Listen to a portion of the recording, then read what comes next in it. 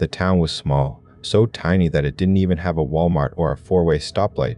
Despite its size, the residents cherished it for what it was. Stephen had lived there his entire life, and the only thing that seemed to grow over the years was the local cemetery, known as Paradise Fields. If he ever had to spend eternity somewhere, he mused, at least it had a catchy name. Even when Stephen was a child, the graveyard had been packed with graves, leaving little room for new burials.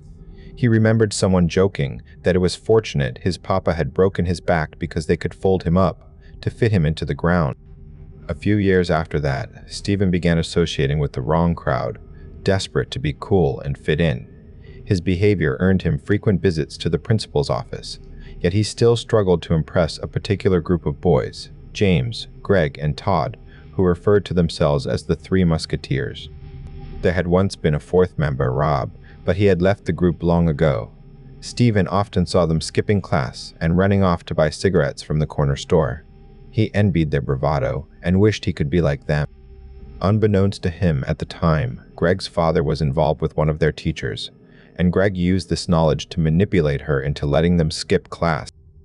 Stephen, young and impressionable, followed their example and found ways to join them during their escapades. One day, Stephen nervously approached them after hiding in the gym following breakfast. Todd immediately laughed at how red Stephen's face was, comparing him to a tomato. Todd's words were sharp, but Stephen understood this was a test. He nodded and claimed he hadn't bothered attending the first period. When James asked for his name, Stephen introduced himself. James then issued a challenge. If Stephen wanted to hang out with them, he had to prove his bravery. They instructed him to meet them at Paradise Fields after curfew that night. If he completed their challenges, he would be accepted into their group. Stephen worried about how to sneak past his mom, but she ended up working a double shift that evening, leaving his sister in charge. He bribed her with $20 and lied about going to smoke near the cemetery. Racing across town in the middle of the night felt thrilling. The sparse streetlights gave the graveyard an eerie, otherworldly glow. Stephen arrived just after 8:30, expecting the trio to have abandoned him. Instead, they emerged from behind a large mausoleum, likely built before the war. James whistled softly, impressed that Stephen had shown up. James explained that they were there to test Stephen's courage through a series of 3 challenges.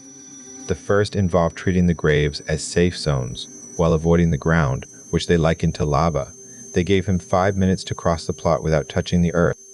As Stephen leapt from headstone to headstone, he couldn't help but recall his mother's warning about disrespecting the spirits.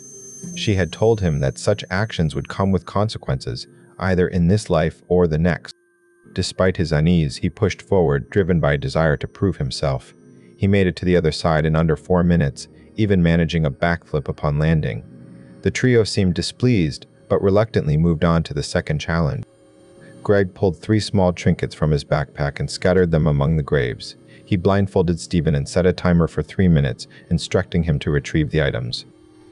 Though Stephen initially doubted his ability to succeed, he noticed subtle clues, like flattened grass, and managed to locate all 3 objects within the time limit.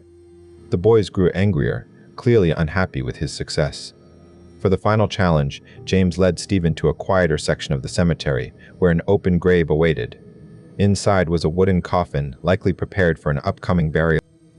James explained that Stephen had to climb inside, and they would bury him temporarily. If he could endure being underground for 6 minutes, he would officially join their group. Desperate for acceptance, Stephen climbed into the coffin without hesitation.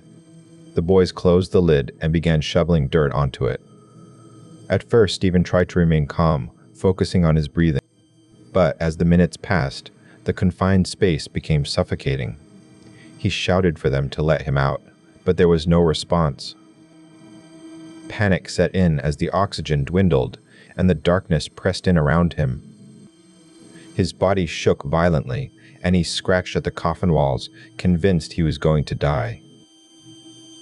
Just as consciousness began to slip away, he found himself in his mother's arms. She had learned of his whereabouts from his sister and rushed to save him. Back home, Stephen struggled to process what had happened. Sleep eluded him that night, and the experience haunted him for years. Nightmares of the cemetery plagued him, filled with cold sweats and claustrophobic terrors. The next day, he confronted the trio, but they denied any involvement, mocking him for being delusional. Their smug expressions confirmed the truth. they had left him there to die. To this day, Stephen fears that when his time comes, he may find himself trapped in that coffin forever,